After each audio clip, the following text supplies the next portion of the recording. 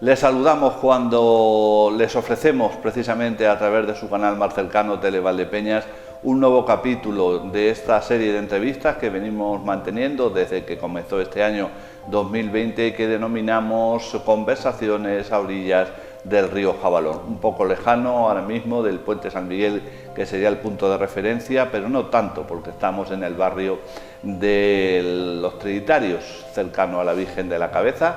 Y bueno, nos ha abierto las puertas un querido amigo y que goza de nuestro afecto, como es Daniel de Campos, que recordemos es licenciado y doctor en Bellas Artes por la Facultad de San Fernando de Madrid, catedrático de dibujo de instituto, hijo adoptivo de Valdepeñas, ciudad en la que reside ya desde hace muchos años, si bien su origen es en Viso del Marqués.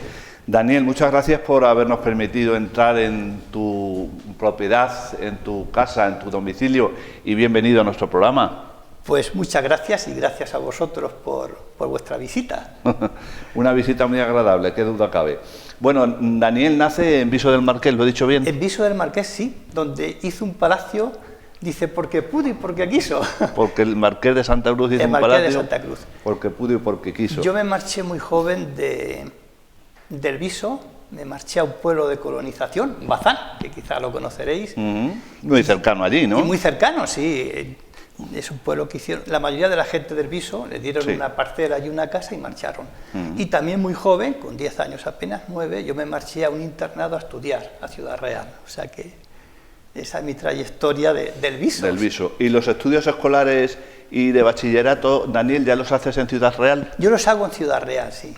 Yo los hice en el seminario de Ciudad Real, donde yo conocí y me ayudó mucho don Julián, que como sabemos hace escasamente unos cuantos días ha fallecido, y es más, yo empecé con 14 años porque él intercedió ante el obispo para ir por las tardes a hacer arte y oficios a la escuela de Ciudad Real, porque con 14 años me dieron un premio que se llamaba de la Organización Juvenil Española en Madrid, y uno de los jurados fue el arquitecto de Daimiel, el que hizo la capilla del instituto, Fisac.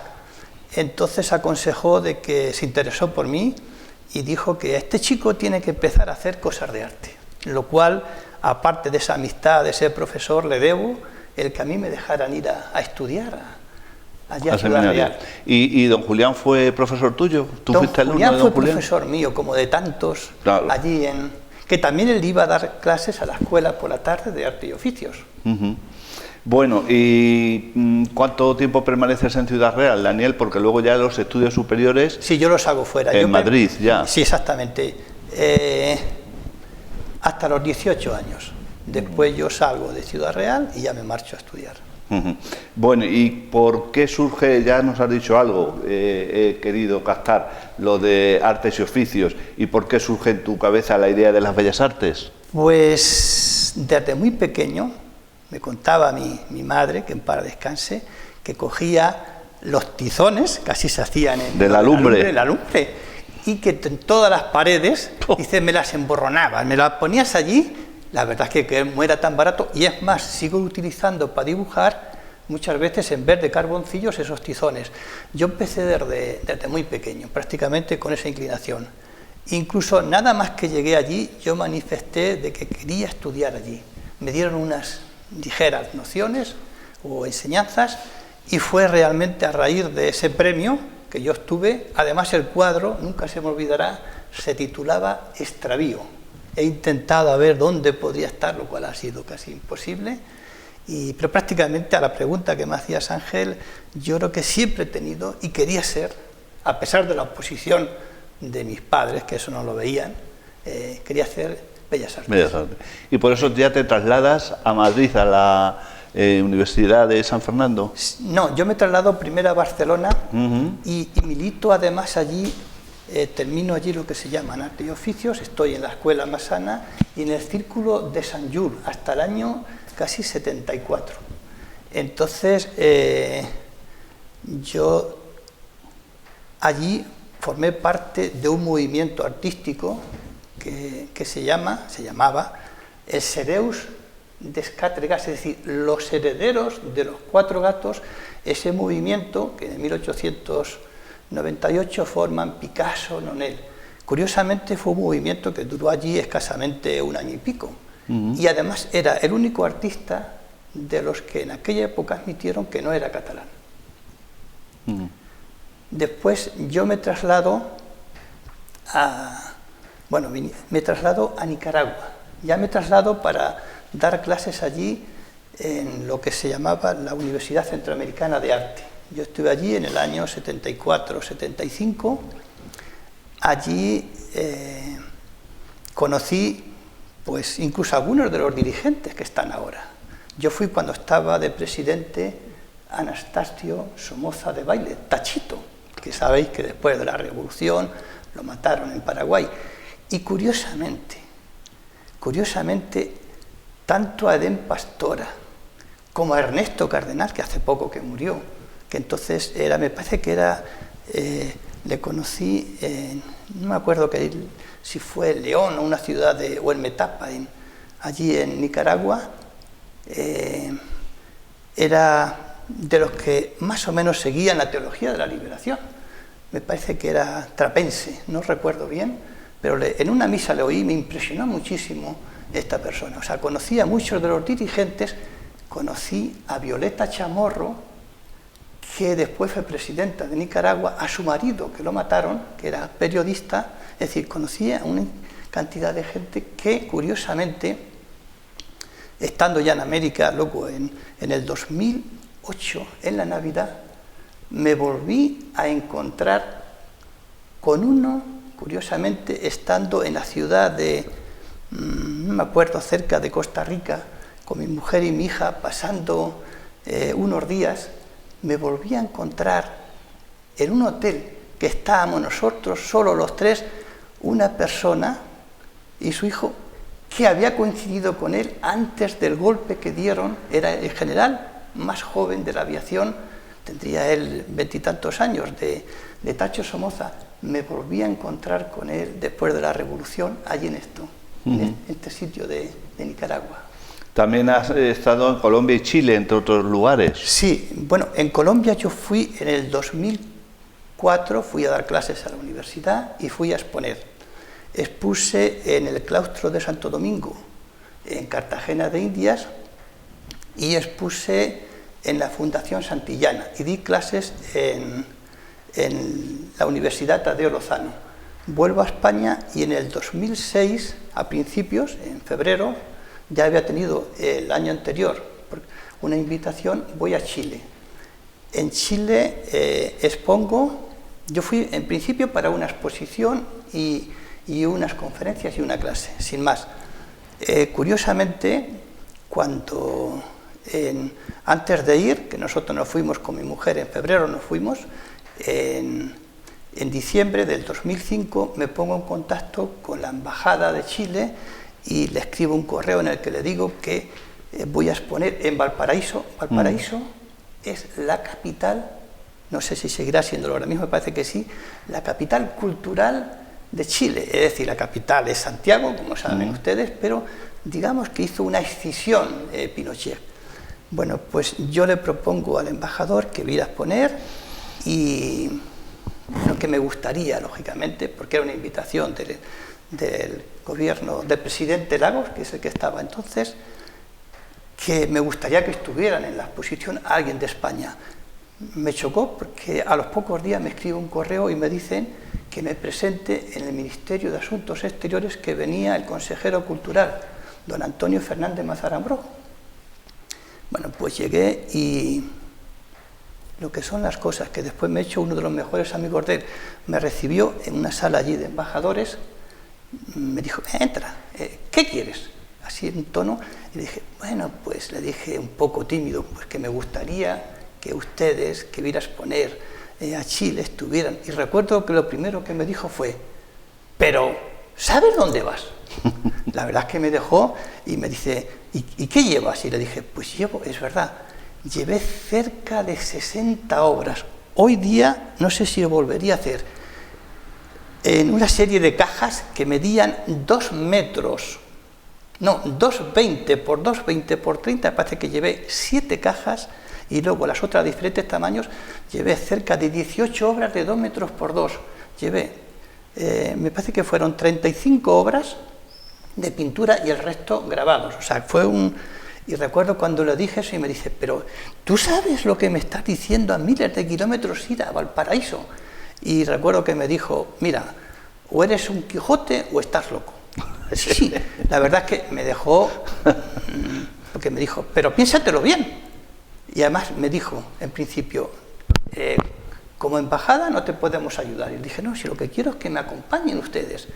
Se quedó así la cosa, no hablé más, porque la verdad es que dije, después de lo que me ha dicho, ¿qué pinto hoy aquí? Ya está todo dicho. Y curiosamente yo llego allí con mi mujer, llegamos en febrero, no me acuerdo qué día, que además fuimos de los primeros que el aeropuerto de Barajas, el nuevo, la Terminal 6, casi la estrenamos cuando nos fuimos. Bueno, el llevar la obra, imaginaros, sí, que vino aquí un camión que apenas podía entrar para llevar esas calle, cajas, y lo que quería, otra cosa que fue una quijotada, llevarlas conmigo, es decir, voló en un vuelo de LAN Chile a Santiago. Desde Santiago las llevaron a Valparaíso, pero fueron en el mismo vuelo que fuimos nosotros. No quería que me las llevasen por Europa, que era más económico. Bueno, cuando fue la exposición, me acerqué, pues nosotros nos fuimos directamente a Valparaíso, allí nos recibió el intendente era don Gustavo Guastavino, que se presentó después a presidente de la República y ganó Michelle Bachelet. Y le notifiqué, fui allí a la embajada, le notifiqué, bueno, pues tal día, no me acuerdo qué día era la exposición. Y la verdad es que no pensaba ni que fueran. Mi sorpresa fue que el día de la inauguración fueron, bueno, bastantes autoridades del gobierno de Chile, ya había tomado posesión, bueno, había ganado Michelle Bachelet. Una hija del presidente Allende, no la sobrina que escribe, era ministra, me parece que era de Asuntos Sociales, o sea, y se presentó el que me recibió en Madrid precisamente. Y bueno, pues él pensaba más, me dijo, cuando vayas a Chile, allí te van a comer, porque yo no hablé. Entonces, él se quedó un poco sorprendido, primeramente, de la exposición que había tan enorme en Valparaíso. Segundo, de la gente que fue, la recepción que hubo y la crítica de prensa. Y lo que más le quedó, que me dijo después que terminó la exposición, fuimos a tomar allí con las autoridades y me dijo, más desconcertado. Pensaba que era mudo. Sí, pues la verdad es que me preparé el discurso porque dije, bueno, por lo menos que de agradecimientos y de lo que significaba. Y me dijo a los pocos días, me llamó y me dice, oye, ven a la embajada. Entonces me dijo, mira, más desconcertado. De aquí en adelante, porque la exposición no fue por España, incluso yo pedí ayuda a la agencia de cooperación, me dijeron que no me podían ayudar y me dijo, nos hacemos cargo de la exposición, te ponemos un comisario y es más, cuando termines aquí los compromisos que tenías, yo me vine a España y dice, ahora vas a estar con nosotros. Y de hecho me preparó para dar clases allí a través de la UNESCO, di clases de grabado y bueno, pues recorrí, yo después ya me vine, varias ciudades con él, donde di varias conferencias, o sea que fue aquello un poco, digamos, lo que me abrió los ojos de que podía hacer muchas cosas en el mundo de América y además me dijo que podía optar a algún cargo, más por mi forma de trabajar en cultura, pues en algún país. Y después vengo a España y nos marchamos a Colombia. Y estuve hasta el 2014. Allí la verdad es que fue una experiencia, bueno, pues imaginaros, inolvidable. Inolvidable en todos los sentidos porque llevé la parte cultural de España, porque pude trabajar en el mundo del arte y cuando fue el bicentenario de la independencia de Colombia, en el 2010, a través del consejero cultural y de la embajada, me propusieron que por qué no pintaba, traían obras de España y hacía una exposición que recorrió los principales museos de Colombia. Esta es la experiencia quizá de Colombia creo que no solo trabajé por la difusión de la cultura española, que en realidad es la misión, y por la enseñanza, sino que me interesé mucho y me volqué por la difusión y el apoyar a la cultura, en este caso de Colombia y latinoamericana. Eso es quizá lo que, bueno, pues fue una sorpresa para mí. En el 2013 me condecoraron. Era la primera vez que se hacía un español por ser la persona que se había distinguido culturalmente más por el país, junto con el vicepresidente de la República, que me hice luego muy buen amigo, Angelino Garzón, que cuando yo me vine incluso expuse por última vez allí y fue a inaugurarla y a despedirme. Bueno, pues Daniel, ahora vamos a entrar en otro capítulo, nos vamos a cambiar de lugar, nos vamos a ir a tu estudio, ese bonito estudio que tienes, digno de admiración, para hablar, entre otras cosas, bueno, pues cómo se crean los talleres de artes plásticas, si la pintura te deja tiempo para la lectura o la escritura, y bueno, pues conocer un poco más en profundidad tus sentimientos, cuántas obras calculas que llevas pintadas, algunos de los premios más importantes, qué tipo de pintura prefieres. ¿Te parece bien que pasemos a tu estudio? Perfecto. Vamos.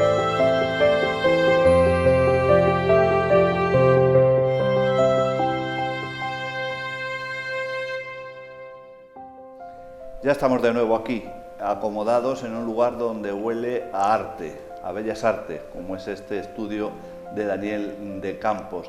Y nos vamos a, bueno, pues a referir en este momento de la conversación que estamos manteniendo dentro del programa Orillas del Río Jabalón, de la presencia de Daniel en Valdepeñas, de su paso por el Instituto Bernardo de Balbuena, la creación de los talleres de artes plásticas que llevan su nombre. Todo esto, Daniel, sin duda un gran recuerdo en tu vida, ¿verdad? Totalmente. Es más, incluso cuando yo estaba en América, siempre me he recordado de aquí, de Valdepeñas. Y aunque yo, sí, nací en El Viso, pero prácticamente yo me considero valdepeñero aquí. Yo llegué como aquí en el año 83, ya estuve aquí en ese curso. Ya había sacado ya la cátedra de dibujo y recuerdo que yo la había pedido de venir aquí.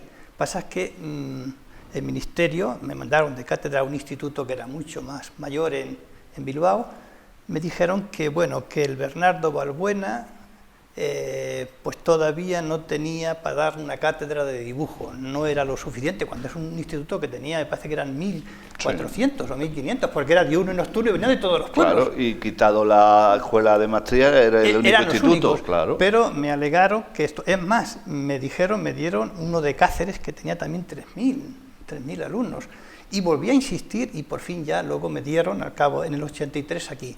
Entonces yo llegué y la verdad es que aunque ya había estudiado, como dije al principio, en Ciudad Real, yo no conocía apenas Valdepeñas, pero bueno, me enamoré de esta ciudad, me enamoré de su gente y prácticamente yo creo que desde el instante en que llegué, pues empecé a hacer cosas por este pueblo. Conocí de las primeras personas, curiosamente, aparte de los profesores que había, recuerdo que el secretario era don José Castillo, una persona, la verdad es que entrañable. Llegué y recuerdo que me presenté y hasta que el curso empezó, luego casi en octubre, me escribía porque yo vivía, en principio me iba a Bazán, donde estaban mis padres, me decía, catedrático don Daniel de Campos, me mandaba de vez en cuando un correo diciéndome cosas. Y de las primeras cosas, de las personas, el Marceliano Carpio, que estaba director, conocí aquí a los pocos días de llegar, que es a Madre Clara, que me impresionó muchísimo. Es más, me hice muy amiga, yo que diría casi íntima amiga de ella. Mi hija, Clara, se llama por Madre Clara. Y conocí al alcalde, don Esteban, que me pareció una persona sumamente interesada, sobre todo por la cultura, por el pueblo y por el arte. Y es más, él fue el que me pidió de que si no me importaba, que podíamos hacer muchas cosas juntos, y le dije, por supuesto. Pues para don Esteban vería al cielo abierto, que se suele decir. Con Esteban es que le gustaba muchísimo el arte, sí. Mucho. Él me dijo que... Él de hecho pintó algo en yo he visto día. sus cuadros, porque he estado en su casa varias veces, estuve, Y él me decía que él quería estudiar Bellas Artes, pero que, bueno, su familia o sus padres lo mandaron, me parece que fue en Córdoba a hacer veterinaria. Veterinaria en Córdoba. Pero era siempre... ya en el año 85, bueno, había llegado ya aquí, había conocido después que llegó Javier, director de la Casa de la Cultura, Javier Pérez, Julián, y bueno, recuerdo que me llama Esteban y me dice, oye Daniel, a ver qué podéis hacer. Entonces recuerdo que apenas si llegaron, bueno, dieron una conferencia en el instituto, hicimos una exposición, hoy día sería imposible, una exposición en el instituto que fuimos con mi coche al museo, donde nos dieron una cantidad de piezas romanas y las trajimos, imaginaros, inseguros en el coche aquí a Valdepeñas. Y en el año, sí, fue a finales del 85, recuerdo que Esteban me decía, ¿por qué no hacemos un proyecto? Entonces se habían creado las autonomías, a ver si nos dan Bellas Artes y veterinaria. Entonces dice, tú hazme lo de Bellas Artes, la verdad es que la tradición que tenía Valdepeñas, la cantidad de gente que iba a estudiar, pues era factible. Entonces se hizo el proyecto, pero sabíamos que era muy difícil. Bellas Artes lo llevaría a una capital de provincia, se la llevó Cuenca. Pero sí me dijo, nos darán seguro arte y oficios. Entonces no era la estructuración de los institutos como ahora, ni tampoco eran, hay bachillerato artístico, todo esto se estudiaba en las escuelas de arte y oficios. Y bueno, el proyecto no nos dieron ninguna. Es decir, arte y oficios parece ser que ya estaría en mente en el ministerio, de que al cabo de 7 o 8 años desaparecían las escuelas y se reestructuraría, no lo sé, pero no se dio. Y fue por lo que, bueno, él me dijo, pero nosotros vamos a hacer aquí algo. Y fue cuando se creó los talleres de artes plásticas, que lo creamos en el 87. Le dije que por supuesto. Es decir, bueno, aquello fue también una experiencia inolvidable. Fuimos vaciados, que yo tenía muchísimos, yo los di, fuimos a por vaciados a Madrid, fuimos a por un tórculo, nos dio una prensa Campos, que hicimos una prensa, me parece que era del 19, prensas para hacer grabados en madera. El tórculo se podía hacer todo. Y Paco Nieva donó una prensa litográfica, que eso es lo que me ha quedado, de que no se pudo luego armar, faltaban piezas, y también valía esos dineros, traer a un litógrafo que yo conocí, que era alemán, para que nos armara esos. En la vida me ha quedado quizá dos cosas un poquitín, digamos, de no poder hacer. Una, esa prensa, porque era una joya, que está en la Casa de la Cultura, lo que pasa es que, bueno, faltan piezas, y ahora mismo no sé cómo estará una prensa, que de esas hay pocas para hacer litografía. Y la otra cosa, precisamente, en América, en Colombia, en el 2008, recuerdo que el embajador me dice, Daniel, tenemos que hacer algo culturalmente que bueno, pues que se hable de España. Entonces yo le dije, bueno, pues no sé, reunamos a todos los países de Latinoamérica en el grabado, una exposición de grandes artistas del principios del siglo XX. Digo, que sea internacional, digo, no se había escrito nada sobre el grabado en Colombia. Y la otra cosa, yo estaba ya en contacto allí con bastantes artistas de Colombia, pues crear el Museo de la Calcografía Nacional. Se hizo todo, una exposición internacional de reunir 26 países, que eso es, con casi 200 obras, exponerlas en el Museo Nacional, en el Centro Cultural Español y en la Luis Ángel Arango. No se quedó la Calcografía Nacional, también por problemas. Aquello no fue de dinero, fue político. La alcaldía y el Ministerio de Cultura pues no se pusieron de acuerdo, eran destinos opuestos. Bueno, aquí no se creó, hablando de... no se pudo armar esa prensa, se crearon los talleres, y además recuerdo, sobre todo los primeros tiempos, porque venían aquí, venía Villaseñor, recuerdo a Úbeda verlo aquí. Antonio López, quizá. No, yo a Úbeda sí lo vi, a Úbeda, vi a Villaseñor, vi a varios artistas que venían, eran muy amigos de Esteban, venían y decían, mira qué talleres, y recuerdo que decían, pero si hay cosas de estas que hacéis, ya no lo hacemos allí en San Fernando, porque también se está todo esto derivando. En principio hacíamos frescos, dibujo, pintura y grabado. Hicimos frescos, salíamos a hacer al aire libre, y recuerdo que le propuse a Esteban, no cuento porque, bueno, no sé si Cecilio, el jefe de policía, se acordará, le dije, oye, Esteban, pero tenemos que hacer aquí, para que sea una escuela auténtica, tenemos que hacer desnudo. Y Esteban me dijo, tú hazlo, dice, pero ¿cómo desnudo? Dije, sí, digo, para chicos no hay problemas. No me acuerdo cómo se llamaba el que posó, digo, dice, ¿y las chicas qué vas a hacer? Dije, mira, no te preocupes, Esteban, yo voy a ir a Madrid y me traigo una de las modelos que son fantásticas de la Facultad de Bellas Artes. Vale. Entonces, exactamente. Yo fui a Madrid, hablé con la modelo y me dijo, sí, además son modelos profesionales que vienen, y le dije, pero vamos a hacer una cosa, vienes, trabajamos 3 horas, que era el viernes, 3 o 4, digo, y el sábado por la mañana te pagamos aquí el 2.000 y te vas. Y claro, se lo dije a Esteban, le dije, Esteban, el viernes, recuerdo que se lo dije, va a venir modelo. Bueno, pues, listo, vale. Y, bueno, pusimos un cortinaje, además, si me están oyendo algunos de los que estaban allí se recordarán, nada más de empezar a trabajar en apuntes, me dice, no me acuerdo quién fue, si fue Juan Manuel, no sé si acordaréis, sí. Y me dice, Daniel, que está aquí el jefe de policía, Cecilio. Me quedé así y dije, ¿qué hemos hecho? Entonces recuerdo que salgo, estaba Cecilio, y dice, ¿qué pasa? Digo, Cecilio, que tenemos una modelo. Dice, ¿quieres para ella? No, es que creía que... Dije, no, hombre, por Dios. Pero como anécdota, quiero decir que esos talleres, aparte de un ambiente que había muy bueno, y quizá lo más bonito es que de ahí salieron, se prepararon mucha gente, animé a mucha gente que incluso no tenían el acceso a la universidad, pues que hiciesen a través de la Universidad el acceso, y hicieron, que son hoy grandes profesores y algunos muy buenos artistas, hicieron allí Bellas Artes. Daniel, ¿qué tipo de pintura prefieres? ¿Por cuál opción te decantas? Yo siempre he estado... casi he sido un poco inclasificable, entre cierto modo. Es decir, mi enseñanza, lógicamente, en la facultad y más en la academia, era muy académica.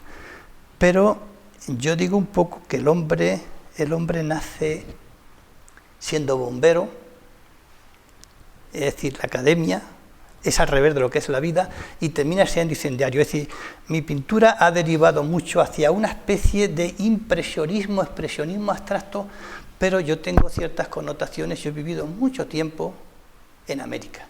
Entonces yo tengo, bueno, pues la luz de la Mancha es muy diferente a la luz de los Andes y a la luz de la Guajira.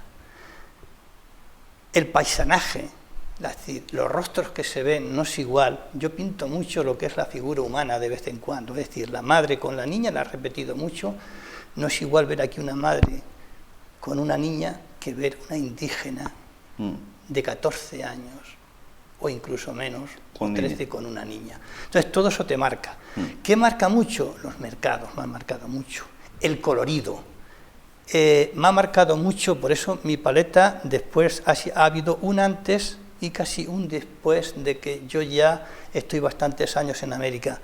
Bueno, pues los rostros como se diría, estregados por esa miseria, pero al mismo tiempo he visto una resignación que en pocos sitios he visto allí de la gente, es decir, bueno, no nos rebelamos, aceptamos nuestra condición, y sobre todo unas ganas de lucha increíble, que eso también me ha ayudado mucho para volcarme mucho cuando he estado allí, incluso cuando vengo aquí, igual por dar lo poco que tengas o lo poco que sepas por los demás. Entonces la pintura, todas esas connotaciones, lógicamente tiene.